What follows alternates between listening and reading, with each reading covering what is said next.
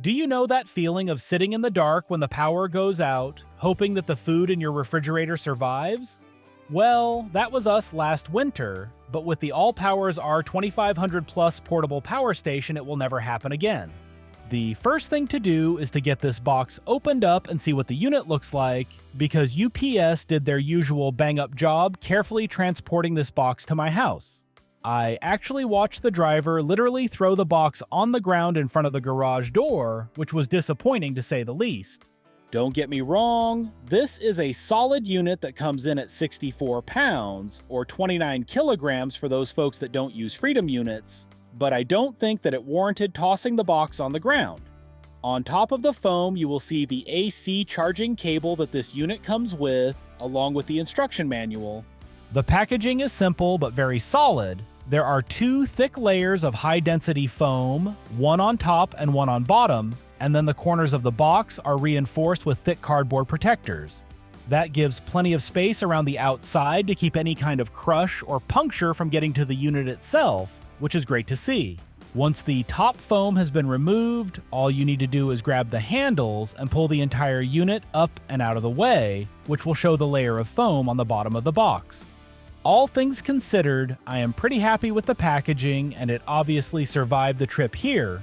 The only other thing that might have been nice to see is a water-resistant bag wrapped around the unit to help protect it from stray moisture, just in case. Allpowers actually sent us their R2500 portable power station kit with the Solax SE 200 folding 200 watt solar panel, so let's get this out of its box as well. This is a little more simply packed, and inside of the cardboard box there are foam bumpers on all four corners of the solar panel, and then you can see it there in its travel bag. Once the travel bag is opened, you can see the front of the panel, which has the MC4 connectors that you will use to connect the panel to the power station, the instruction manual, and you can see one of the kickstands that will stand the solar panel up for use. Also note that the MC4 to XT60 cable is also in the box, so make sure to grab that. The solar panel is pretty easy to unfold, and it has 4 sections, 3 of which have the kickstands on them to hold them all up. It will probably take you a couple of minutes to get it set up the first time, as the kickstands want to close back up when they have not been used before, but just take your time and you will be able to get them set up. Looking at the backside of the solar panel, you can see the 3 kickstands that I mentioned that will hold everything up, along with the MC4 connectors that we will connect the power cable to. While I did show the panels stood up with the kickstands, I am actually going to be testing the panels flat on the ground, as it is almost noon, and the sun is pretty close to straight up, so this will give me the best angle on the sun. To connect the solar panel to the power station, plug the MC4 connectors onto that end of the cable, and then grab the XT60 connector and plug it into the left side of the unit here. You can also see the AC power plug there as well, which is where we will be connecting it in the next part of the video. Once the solar panel is connected, the power station will turn on, and you will see how many watts of input are coming into the unit. It settles in at around 160 watts, which is not surprising as there is a thin layer of clouds covering the sun today, which is going to reduce the output of the panel. You can see that the unit arrived with about a 78% charge, which is right where you want to see it when it is delivered. At this charge rate, you can see that it is telling you that the unit will be fully charged in about 3 hours in the lower right portion of the screen. Next up, I am going to go ahead and plug in the AC cord to charge the unit at the same time as the solar panel is plugged in, and after a couple of seconds, the charging starts increasing to around 1,170 watts. That is the 160 or so watts from the solar panel, and the rest is from the AC side.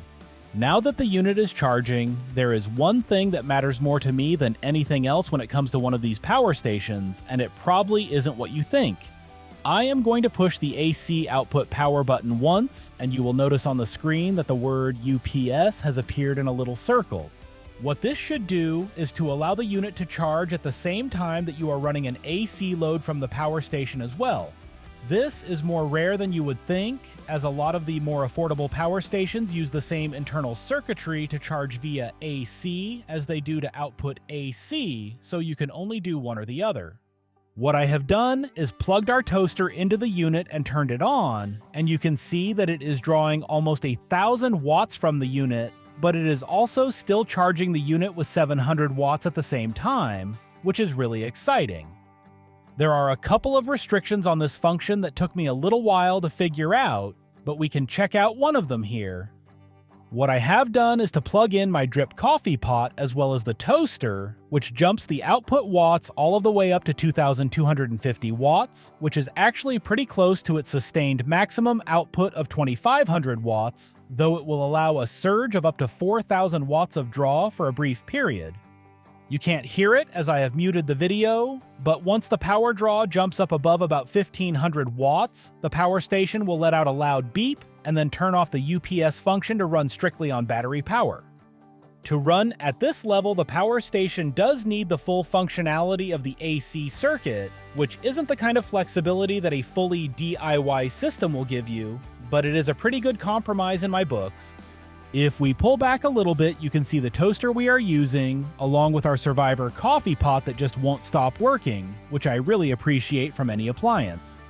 Looking back down at the screen, and you can see that it is still going strong with both appliances plugged in. I went ahead and let that run for the entire coffee pot cycle, and it ran great with both loads going the whole way through. After that, I wanted to get my power meter put onto here to see what kind of voltage is being output, not just how many watts are going out. You can see that my power meter is showing that we are pulling about 930 watts, while the power station is showing that we are drawing 950 watts from the battery. The reason for that is interesting and actually pretty simple. The power station is showing its listed watt output as if it was outputting a full 120 volts, but that is not the case. If I switch the power meter over to volts, you can see that we are actually outputting 118 volts. That might sound bad, but after checking the wiring around my house, it looks like the power coming out of the wall normally is around 118, with it drooping as low as 114 volts under a heavy load like our microwave. What I am going to do next is to turn the UPS function back on and have you listen to the power station when we go over that 1,500 watt threshold again, so that you can hear the noise I was talking about, and also just to listen to the fans ramp up under a heavy load.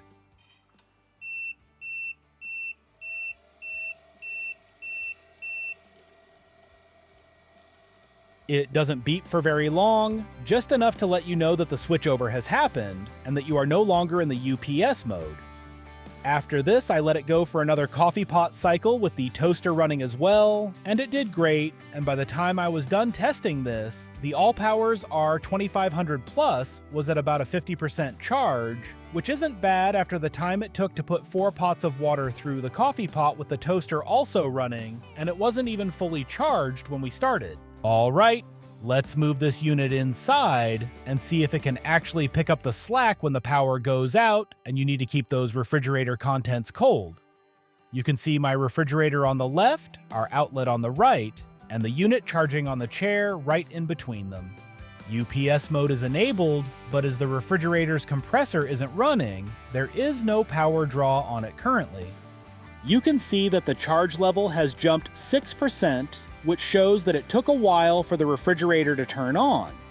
You should note that when the compressor kicks on that the charge level slows down a bit, then picks back up to the 1,000 watts of input while outputting the 130 or so watts that the refrigerator is using to cool down. While the fridge was running, I pulled the wall plug, and just like the manual said it would, the power station took over and kept the fridge going strong.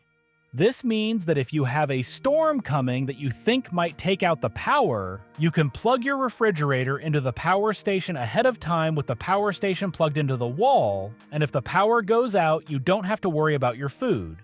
After that, I plugged the power station back into the wall, and as expected, the power station started charging, all while the refrigerator kept running in the background.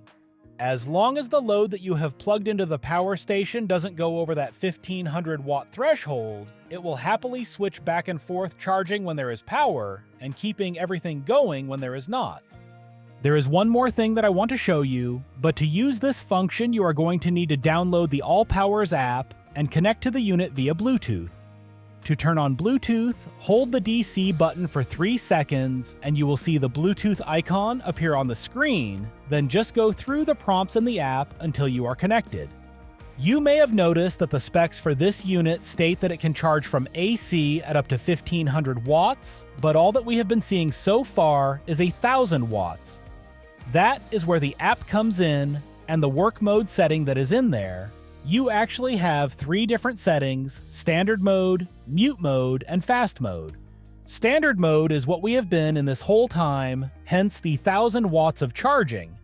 Fast mode will bump that up to 1500 watts of input with the fans cranked up to high, while mute mode will reduce it to just over 600 watts of charging with the fans on low. What this does is give you options for charging depending on what your available power situation is, and even the smallest generators will charge this unit on mute mode with no problems. For the most part, I will likely leave it charging in standard or mute mode, as a slower rate of charge will actually maximize battery life in the long term. If there is some point where I am out of time and I need the power station charged as quickly as possible, then I will use the fast mode, so it is nice that it is available as well.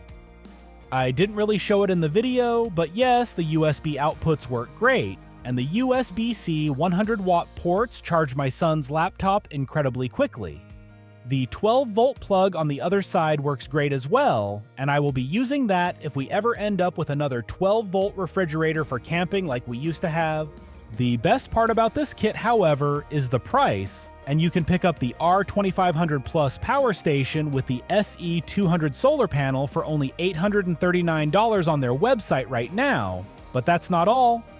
If you use our link and then put in the discount code TheHippieGeeks at checkout, you will get an additional 10% off of your total, bringing the price down to $755, which is an incredible value.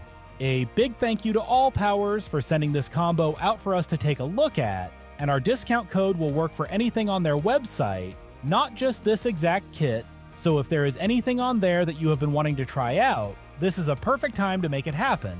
Make sure to use our link in the video description or pinned comment down below, and let us know if you are going to try this power station out.